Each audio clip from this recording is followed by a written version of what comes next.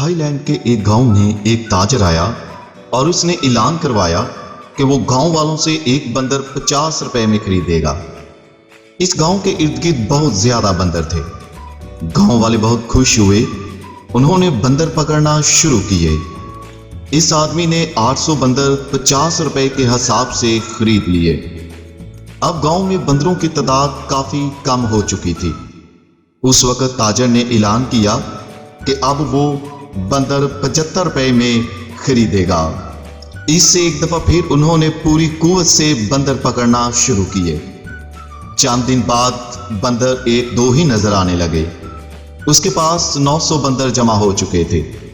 जब ताजर ने बंदरों की खरीदारी में सुस्ती देखी तो उसने फी बंदर कीमत पहले 100 रुपए मुकर्रर की।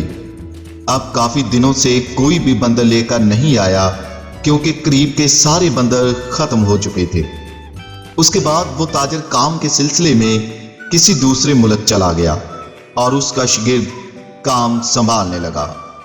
उसकी गैर मौजूदगी में उसके शागिर्द ने देहातियों को जमा करके कहा कि भाइयों, इस बड़े पिंजरे में तकरीबन 900 बंदर हैं जो उस्ताद ने जमा किए हैं। मैं ऐसा करता हूं कि तुम सबको 80 रुपए फी बंदर के हिसाब से बेच देता हूं। जब मास्टर आए तो तुम उसे ये बंदर 100 रुपए में बेच देना। देहाती बहुत खुश हुए और उन्होंने अपनी सारी जमा पूंजी खर्च करके बंदर खरीद लिए। बस उसके बाद उन्होंने ना कहीं ताजर को देखा ना ही उसके शागिर्द को। बस हर जगह बंदर ही बंदर थे। बस यही हाल मौजूदा दौर में चल रहा है।